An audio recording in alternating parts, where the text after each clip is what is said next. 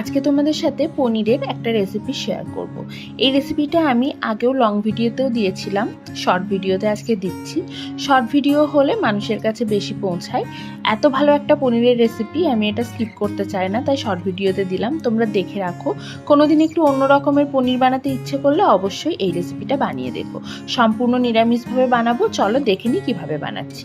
প্রথমেই দেখতে পেলে যে পনিরগুলোকে ত্রিকোণ শেপে কেটে মাঝখান বরাবর একটু কেটে রাখলাম, যাতে ওর মধ্যে একটু পুর ঢোকাতে পারি।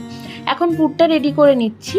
তার জন্য অল্প একটু পনির নিয়েছি, সেটা হাত দিয়ে একটু ক্রাশ করে নিয়েছি, আর তার সাথে স্ক্রিনে যা যা মশলা আছে সেই মশলাগুলো দিয়ে ওই পনিরটাকে মেখে পুরটা রেডি করে নিয়েছি। এখন ঠিক যেরকমভাবে দেখাচ্ছি সেরকমভাবে ওই ফাঁকা জায়গাটার মধ্যে পুরটা দিয়ে পনিরটাকে ফিল করে নিতে হবে। ঠিক এরকম দেখতে হবে। এটাকে এরপর আমরা ভাজবো, তার আগে সমস্ত পুরগুলো একই রকমভাবে রেডি করে নিচ্ছি।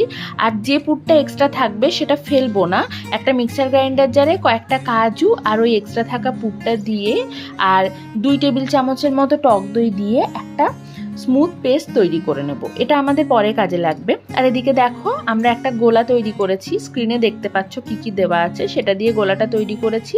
তাও বলে দিচ্ছি, এর মধ্যে রয়েছে ময়দা, কর্নফ্লাওয়ার, নুন আর গোলমরিচের গুঁড়ো, আর জল দিয়ে গোলাটা রেডি করে এটার মধ্যে পনিরের কিউবগুলোকে ঠিক ডিপ করে পরে তারপর এগুলোকে একটু ভেজে নিতে হবে। এমনভাবে ভাজতে হবে যাতে পুরটা বাইরে বেরিয়ে না যায়। তারপর ওই তেলের মধ্যেই দিয়ে দেব জিরে আর তেজপাতা ফোড়ন, আর সাথে গোটা গরম মশলা। তারপর 1 চামচ আদা বাটা, 1/2 চামচ লঙ্কা বাটা দিয়ে খানিকক্ষণ এটাকে নাড়াচাড়া করে নেব।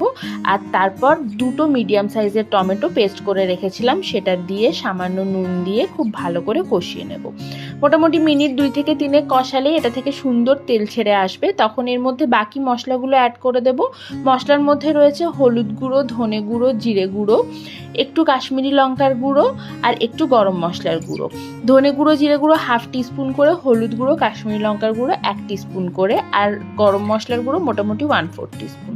তারপর আগের থেকে যে কাজু বাদামের পেস্টটা রেডি করে রেখেছিলাম সেটা দিয়ে সামান্য একটু চিনি দিয়ে খুব ভালো করে কষিয়ে নিতে হবে, যতক্ষণ না এই মশলাটা থেকে তেল ছেড়ে আসে। মোটামুটি আরও মিনিট 3 থেকে 4 কষিয়ে নেওয়ার পর ঢাকনা খুলে এরকমভাবে কসুরি মেথি ছড়িয়ে দিয়ে ভালো করে আরেকবার মিশিয়ে নিতে হবে। আর তারপর আগের থেকে ভেজে রাখা পনিরগুলো দিয়ে একটু উল্টে পাল্টে নিলেই আমাদের আজকের রেসিপি পনির পসন্দা একদম নিরামিষভাবে তৈরি হয়ে যাবে।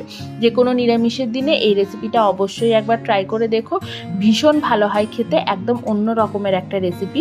আশা করি আমার আজকের এই রেসিপি তোমাদের ভালো লেগেছে। যদি রেসিপিটা ভালো লাগে তাহলে অবশ্যই পাশে থাকো, ফিরে আসবো অন্য কোনো রেসিপি নিয়ে। ততক্ষণের জন্য টাটা।